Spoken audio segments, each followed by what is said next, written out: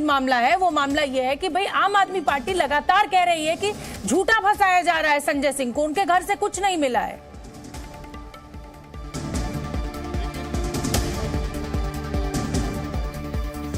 तो कोर्ट में संजय सिंह पर सुनवाई जारी है और इस समय की बड़ी खबर आपको दे दें, संजय सिंह के डेटा जो भी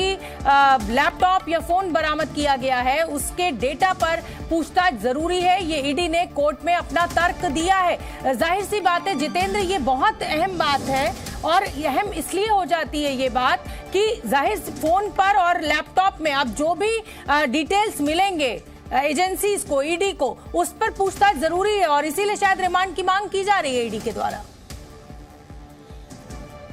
देखिए, इसमें जो सबसे बड़ा सबूत अभी तक रहा है वो ये रहा है कि जो फ़ोन से जो फॉरेंसिक डाटा जो रिट्रीव किया गया है उससे काफ़ी जो अहम जो लीड है, चैट्स हैं, जो व्हाट्सएप चैट हैं या मोबाइल के जरिए जो बातचीत की गई थी, फ़ोन कॉल्स किए गए थे, उनकी लोकेशंस थी और जो डिलीटेड डाटा था वो सब बरामद किया गया है। दिनेश अरोड़ा इन सबको रिट्रीव करने में और एविडेंसेस को निकालने में काफ़ी मदद कर रहा है। उसने अपनी तरफ से काफ़ी सारे एविडेंसेस दिए हैं जिसमें व्हाट्सएप चैट है, कब कब कहाँ पर किस किस तरह से मीटिंग हुई थी,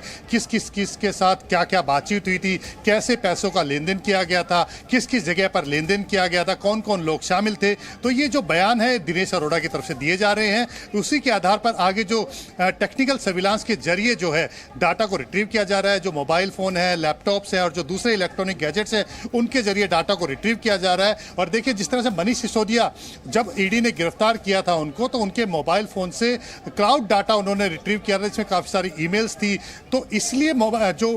एजेंसीज हैं वो आरोपी को गिरफ्तार करके उनके गैजेट्स को सीज करके उसमें से डाटा रिट्रीव करती हैं और उसके बाद उसका एनालिसिस करती हैं, ताकि जो पूरी जो ट्रेल है, जिस करप्शन की ट्रेल को वो पकड़ना चाहते हैं, इसमें क्योंकि मनी ट्रेल है, मनी ज़्यादातर का जो ट्रांजेक्शन हुई है वो ज़्यादातर कैश में ट्रांजेक्शन हुई है, क्योंकि जो पैसे का लेन देन हुआ है ज़्यादातर पैसे कैश में लिए दिए गए, यानी कि हवाले के लिए जरिए पैसे आए और उसके बाद उसको खर्च कर दिया गया। तो ऐसी ट्रेल को पकड़ना काफी मुश्किल हो जाता है। सपोर्टिंग एविडेंसेस जो होते हैं, तो घर में तो सामान मिलेगा ना, अगर मैंने हीरा खरीदा है तो वो हीरा तो मिलेगा ना। लेकिन जाहिर सी बात है कि आप बिल्कुल ठीक कह रहे हैं, भाई ईडी ने अब गिरफ्तार किया है तो वो अपना पक्ष जरूर रखेगी। मैं एक बार जल्दी से अंजलि सिंह का रुख कर लेती हूँ और फिर बलराम का मैं रुख करूंगी। मैं पहले बलराम का रुख कर लेती हूँ। बलराम, बताइए क्या अपडेट आपके पास?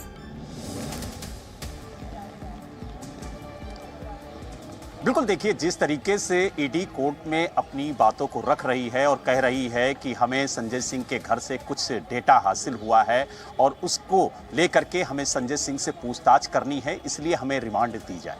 लेकिन जब कोर्ट ने ईडी से पूछा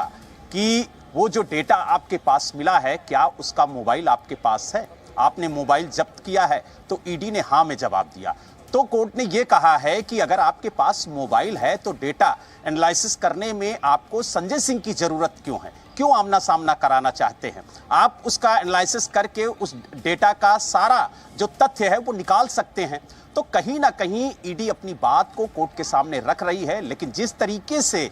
जो संजय सिंह के वकील हैं वो अपनी बातों को रख रहे हैं और दोनों पक्षों को इस वक्त कोर्ट सुन रहा है। लेकिन अब देखने वाली बात यह होगी कि ईडी जो रिमांड की मांग कर रही है उसे रिमांड कितने दिनों की मिलती है, क्योंकि अब ईडी को बताना होगा कि कितने दिनों की रिमांड होगी। लेकिन सवाल इस बात का है कि अगर मोबाइल से जो डेटा मिला है उसके लिए अगर रिमांड मांगी जा रही है तो क्या कोर्ट इस पर मंजूरी देता है या नहीं देता है। लेकिन स्वाभाविक है कि अगर पीएमएलए एक्ट के तहत गिरफ्तारी हुई है तो ईडी को रिमांड भी मिलेगी और ईडी की जब तक इन्वेस्टिगेशन चलेगी तब तक